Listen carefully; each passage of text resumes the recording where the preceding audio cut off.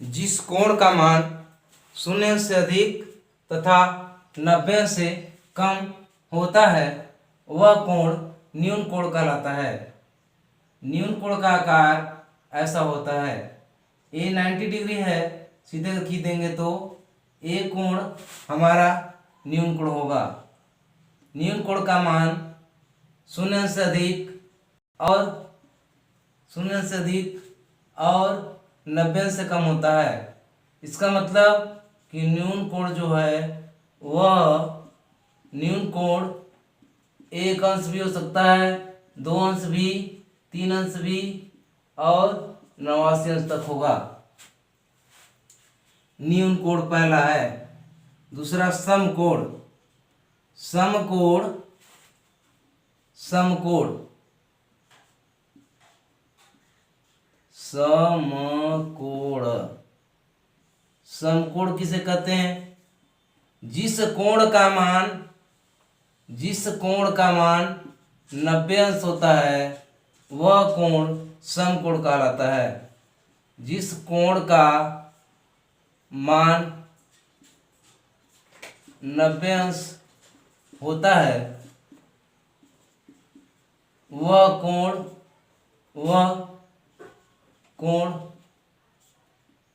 समकोण।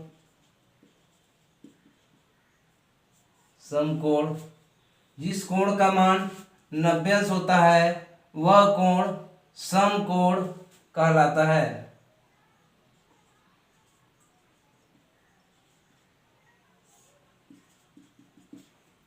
जिस कोण का मान 90 अंश होता है वह कोण समकोण कहलाता है। जैसे यहाँ पे इस कोण को ई कोण जो है 90 अंश का है, या ये कोण भी 90 अंश का है। 90 अंश का कोण समकोण होगा। समकोण 90 अंश के कोण को समकोण कहते हैं। फिर उसके बाद अधिक कोण आता है। इसको मिटाते हुए अधिक कोण जिस कोण का मान अधिक कोण किसे कहते हैं? अधिक कोण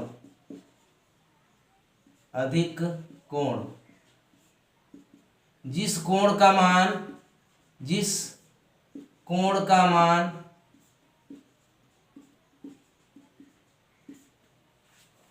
90 अंश से अधिक तथा 180 अंश से कम होता है, 180 अंश से छोटा होता है,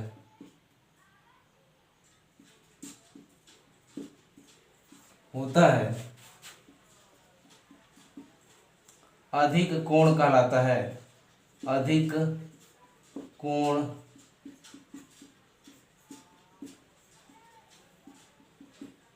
कहलाता है। अधिक कोण कहलाता है। तो हमको अधिक कोण हमारा कुछ इस तरह से होगा,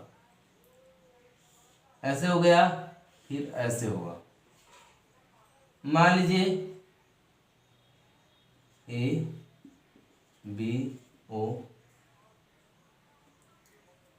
अधिक कोण का मान है 110 अंश, मान लीजिए क्या है 110 अंश या 125 अंश। तो हमारा अधिक कोण कौन से होगा?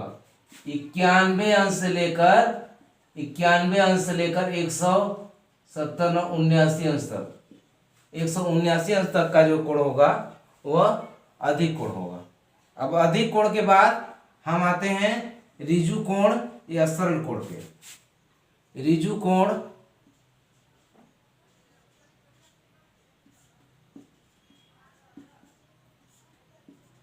या सरल कोण।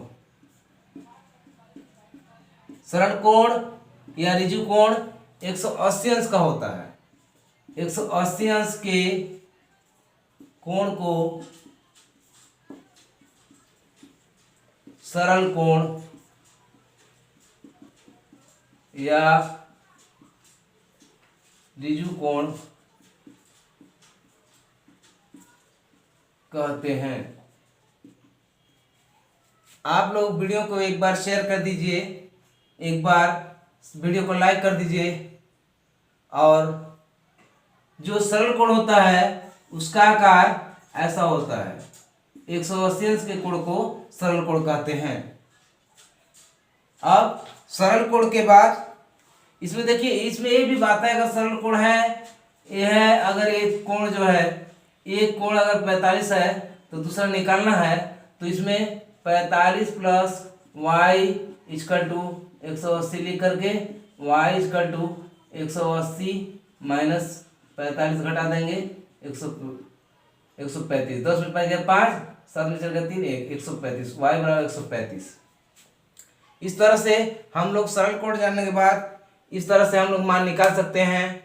जब कभी भी इसके बीच में कितनाओं भी कोण घिस जाए उस सब का मान 180 अंश होगा। इसके बीच में ऐसे खींच दें, ऐसे खींच दें, ऐसे खींच दें, कैसे भी खींच दें, सबको मिलाएंगे तो 180 अंश होगा। ये हमारे लिए बहुत ही महत्वपूर्ण सूत्र है। इसको ये हमारे जीवन में बहुत ही उपयोगी है। ऋजु कोण, सरल कोण, ऋजु कोण, सरल कोण। अब उसके बाद इसको मिटाते हुए अब हम आप लोगों को बृहद कोण या प्रतिवर्ती कोण बताते हैं। बृहद कोण या प्रतिवर्ती कोण। बृहद कोण, बृहद कोण क्या होता है? जिस कोण का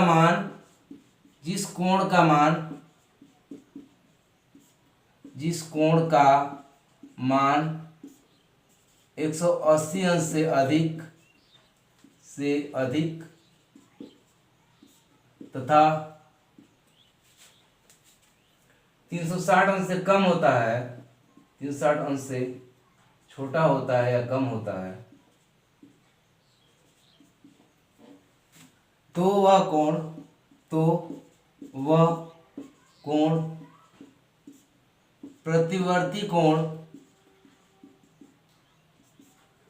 प्रतिवर्ती या बृहद कोण कहलाता है। बृहद कोण। अधिक कोण का भी चित्र बना चुके हैं। प्रतिवर्ती कोण, ये कोण कुछ इस तरह के होंगे, ऐसे इस तरह के कोण को प्रतिवर्ती कोण कहेंगे। ये मान लीजिए पूरा टोटल वृत्त कितना है, पूरा टोटल वृत्त जो है कितना का है 360 का। मान लीजिए ये कोण इसका प्रतिवर्ती निकालना है, इसका प्रतिवर्ती निकालना है, तो ये जो कोण मान लीजिए ये कोण हमारा 45 अंश है। तो अगर 45 है तो 180 360 में से 45 घटा देंगे और हमारा प्रतिवर्ती कोण निकल जाएगा। तो 10 में से बच गया 5, उसके बाद यहाँ हो गया 5 चल गए 315। इसका मतलब 45 अंश का प्रतिवर्ती इस वृत्त में 315 होगा। अब उसके बाद एक कोण और आता है समपूर्ण कोण। समपूर्ण कोण, समपूर्ण कोण।